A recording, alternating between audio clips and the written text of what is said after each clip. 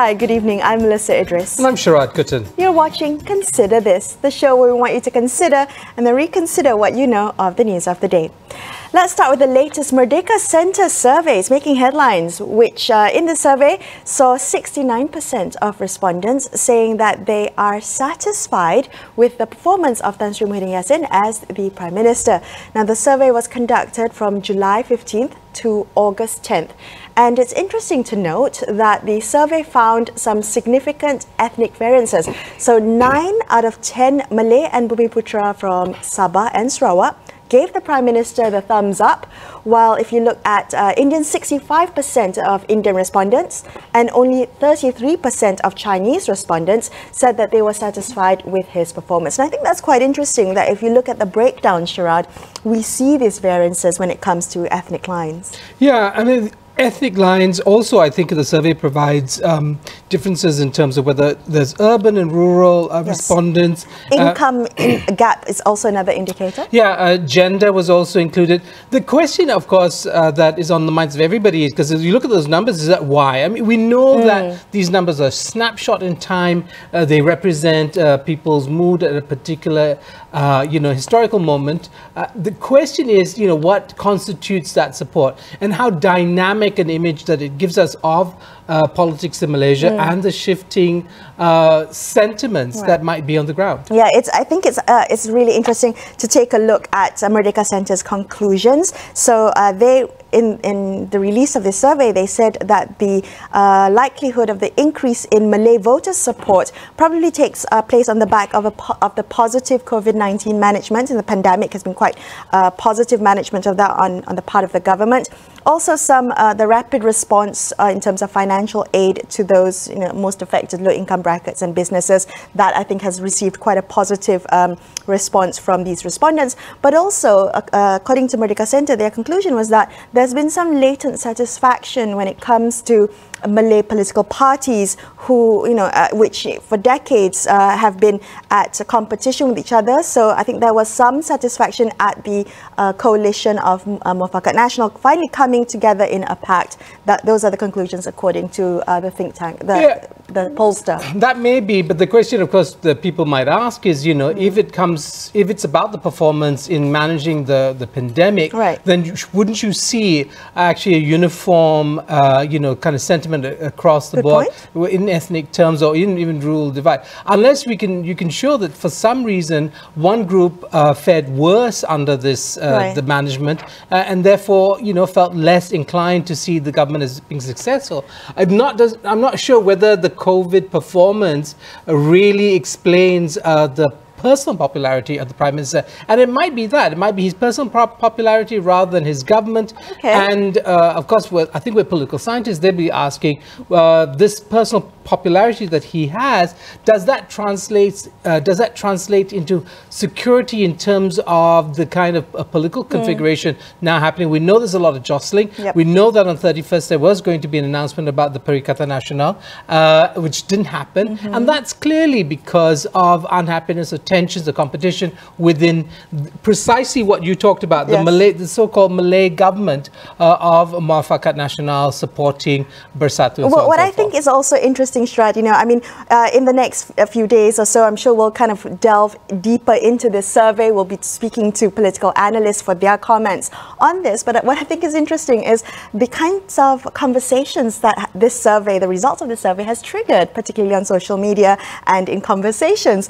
I mean, the first thing to do is that if you can see those who don't agree with the survey will attack the survey and the polling outfit, and those who do agree will see this as validation to precise. And the thing is, this is not anecdotal. This is scientific, not anecdotal. Yeah, but it's science. Well, the science of polling, I think, is something that's worth discussing. Now, in more mature societies, where at least in terms of its media and polling culture, you might actually have a range of polls pollsters, right? So you don't have just one single poll to go to. Right, and the approval rating will also vary. Yeah, of course, everything varies. The question, I think, at the end of the day, when it comes to looking at these numbers, I mean, you talk about the detractors, right? There are many people very unhappy, it seems, on social media, as there are probably people who are happy about Pakatan Harapan's very low rating in the survey as well. And the question, I guess,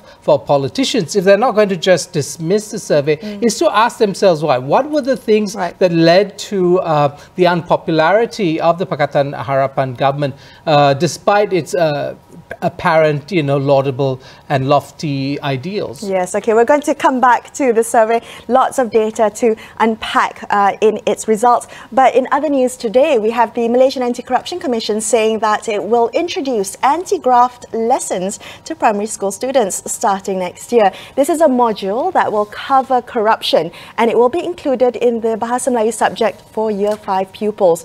This is all part of MACC's efforts to increase awareness about graft, particularly among the younger generation. Are you positive about this move, Sharaad? Are you happy that our kids will be learning what it takes, what graft is, and how to, perhaps prevention of corruption at the younger age? I think when it comes to teaching people, moral values or ethical, or giving them an ethical compass, school is probably going to be a good part of that building of their identity, right? So it becomes almost kind of natural for them to be able to sniff out when something is right or wrong. But I think it's also a question of your parents, your family, what the role models you have, the political leaders. If young people watch political leaders excuse themselves and try to find reasons to privilege themselves when it comes to law, when you see, the attempts by political leaders to grab positions and get fat salaries, I mean, I think it will, in fact, teach the younger generation to be opportunistic and to think that corruption is... Here's where I'm positive. I'm positive about this because I think it allows for an opportunity to actually teach young children, young people, young students, the grey areas. Not everybody understands that corruption does not necessarily involve the exchange of money. We had a guest on the show last night, Shamila Sekran, who talked a little bit about extreme teacher absenteeism, and she talked about how that was a form of corruption. Money need not change hands, but there is a certain benefit to people colluding in corruption where you are doing it at somebody's expense. Yes, but ultimately the real bulwark against corruption will be agencies tasked with fighting corruption that are in fact independent, have the muscle to prosecute and to do prosecution in an unselective way. I mean, that ultimately will be the savior, the saving grace for our country. Yes, school lessons are fine. I think that's always good to put that in the mix. But I think not sure why it's under the BM subject, the Bahasa Melayu subject. That seems a bit odd to me because that's under kind of a language component, or maybe they want to make it part of more compulsory. Who knows, right? Well, absolutely. But whatever it is, it will add to the conversation, and we can't lose from it, I guess. Okay, all right. We're going to take a quick break, but after this, we're going to take a closer look at the upper house of Parliament, Dewan Negara, which convened today and elected its president for the first time. Stay tuned to consider this.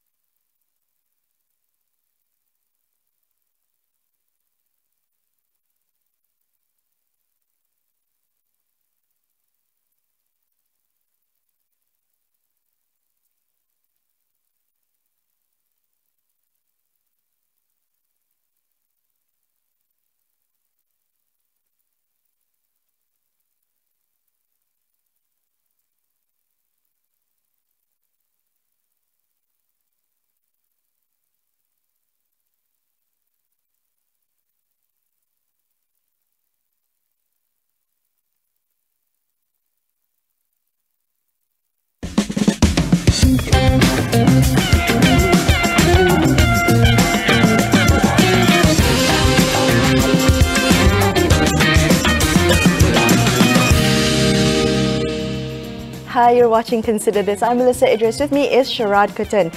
Today, Dewan Negara elected Bersatu Senator Tan Sri RaisYatim as its new president. Now, this is the first time that the Senate presidency has been contested. So we reached out to the new president, but he was unavailable tonight. And we will continue to seek to have that conversation with Tan Sri Rais on this show. Nevertheless, the issue of Senate reforms, that remains an important one to address. And joining us on the show tonight, we have Senator Yusmadi Yusoff. He's the chairman of the Senate Reform Working Committee, which is a bipartisan initiative seeking to strengthen the upper house of parliament. Yusmadi, welcome to the show. It's good to have you here tonight.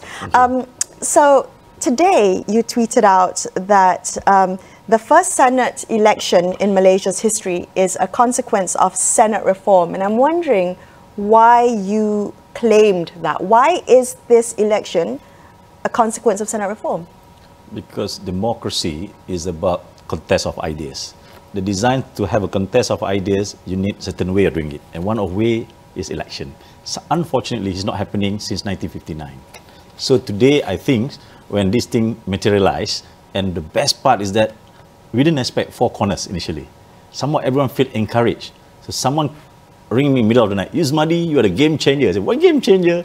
No, you managed to inspire people to contest. I said, I feel that that's a reform. For me, reform, it takes two to tango. If I push, but there's no buy-in, but somehow I realized, UMNO, warisan, perjuang, keadilan, everyone like excited to participate. So I mean, that's a success for me. Okay, because you were one of the, as you just said, one of the contestants. You lost though to RaisYatim by a large margin. I want to ask you, was the vote along partisan lines? Was it really about a contest of ideas, or was it about the political alignments we have today in politics generally and in Parliament in particular? Okay. Initially, when things started, I feel like there is a dynamic of ideas. Because I have to recognize UMNO has their own aspiration, Keadilan has our own aspiration, Bersatu, DAP, and I want to be more candid. DAP even went a step further. Look, our CEC won Datuk Douglas Lin from Warisan. This is very weird.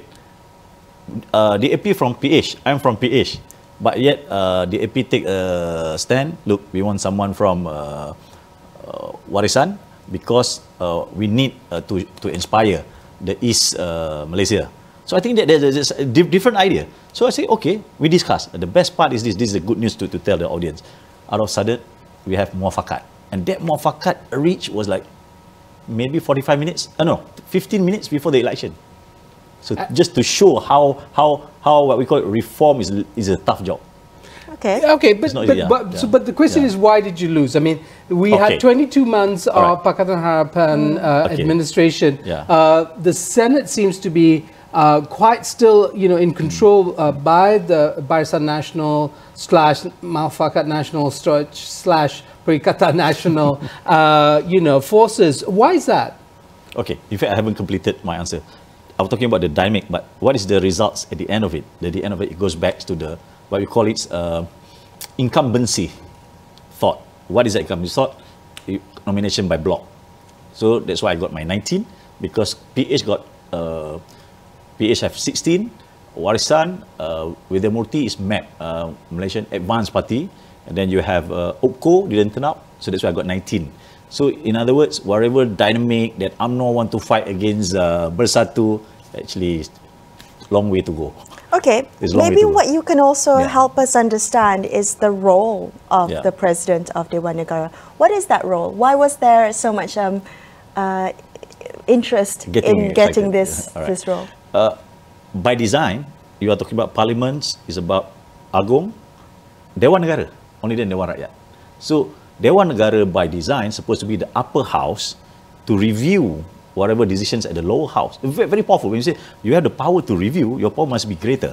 So the power to review, that's why Reid Commission say, they say, you are not secondary importance, you are equal importance. But on top of that, you can review. But the beginning of the review, not for you to veto, but to delay. You see, there's an art there, some kind of diplomacy.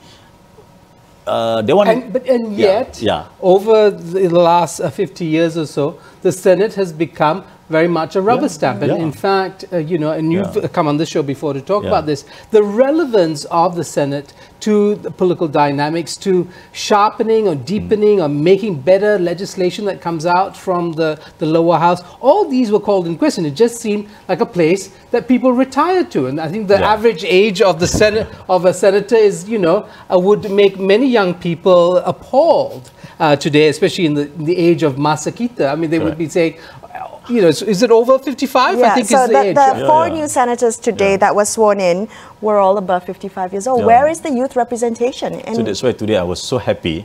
I'm the 45 years old guy, contested against someone at, not you know, quite youth. not quite, you are right, even then not quite youth. But then, what is the founding father designed for us? As early as 30 years age, you can be a senator. But why did it didn't happen? Because it's still about feudalism, it's still about top-down politics, despite the law allow it. So for me, I have no reason not to agree with what you said. It didn't happen.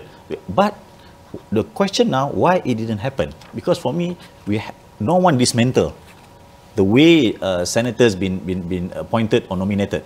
So that's why in Canada, I said in the last session, to even establish an independent advisory committee. In other words, let's say Sharaad, let's say you're representing the media, you need media voice to be in it, you can apply. And you will go through a very competitive interviews. I saw that in Canada.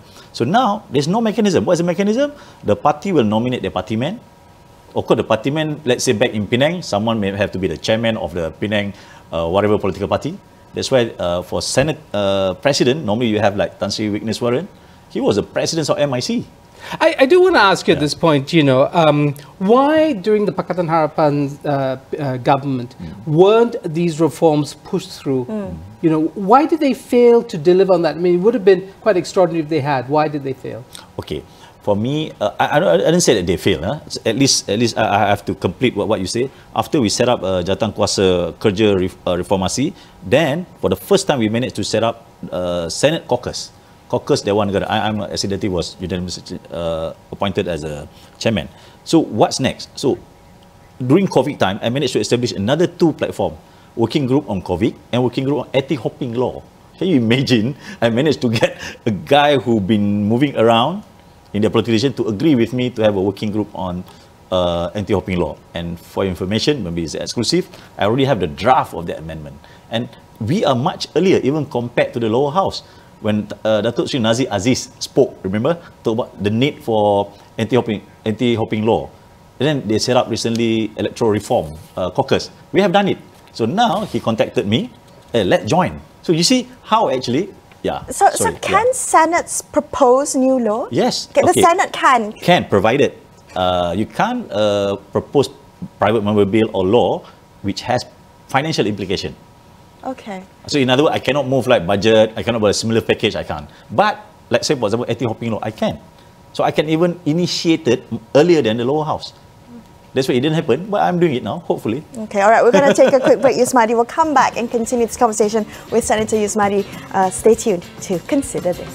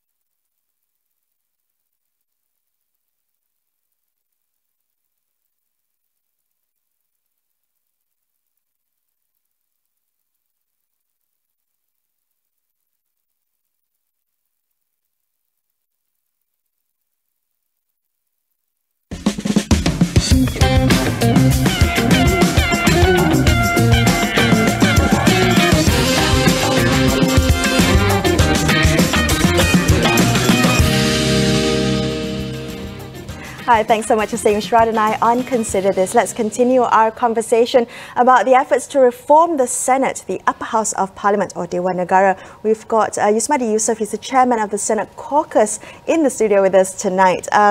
Okay, so Yusmadi, I'm wondering about whether there is a conflict when senators are also in the government.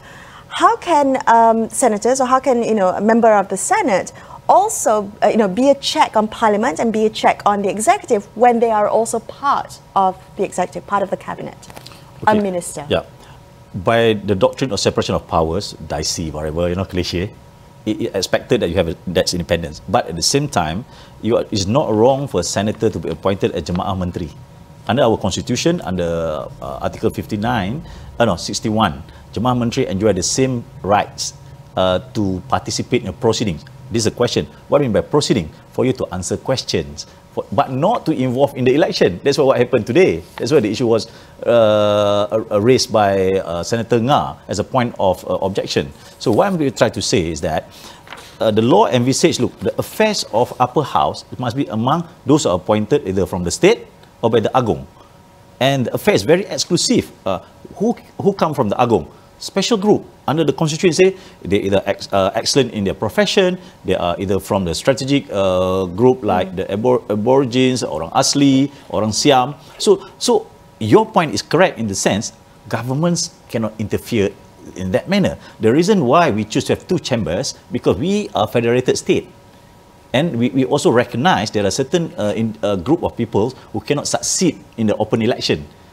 Remember last time I told you how Kelantan, Datuk Guru Nik Aziz brilliantly appointed women consistently, and how places like Sabah, Sarawak always have a good representation. But now the question is, in the 21st century, how come Sarawak, with different numbers of population, size of states, may have two representatives at the same place?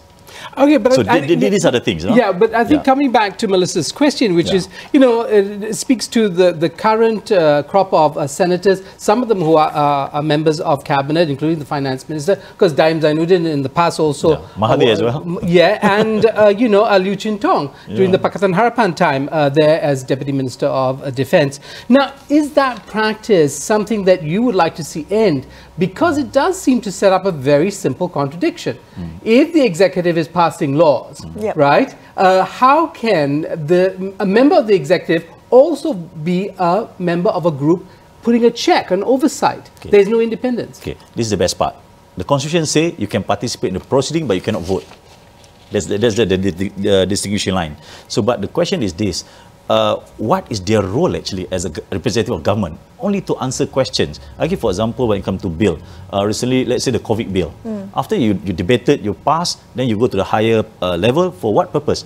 Maybe there's some short-sighted or any issues like the other day, the tourism tax. It was reversed at the upper house. Fake news, it was reversed. As ST, suddenly everyone come together. So for me, the idea is not very much to stop, to veto. For me, the idea, what was envisaged in the RIC Commission is that for them to review. So to review, you must expect independent, you must expect expertise. That's why the constitution envisaged, let's say, the expert from media must be there. The expert from finance must be there. Yusmadi, is there enough time to review? If I understand correctly, 2019, Dewan Negara only sat for 27 days. I'm guessing far fewer days in 2020. Yeah, you are right. We're going to have only 11 days. And this week will be fully occupied to debate about Yang Di-Pertuan Agong Titah. And next week we'll be talking about how many rang undang-undang, private member bill. A lot.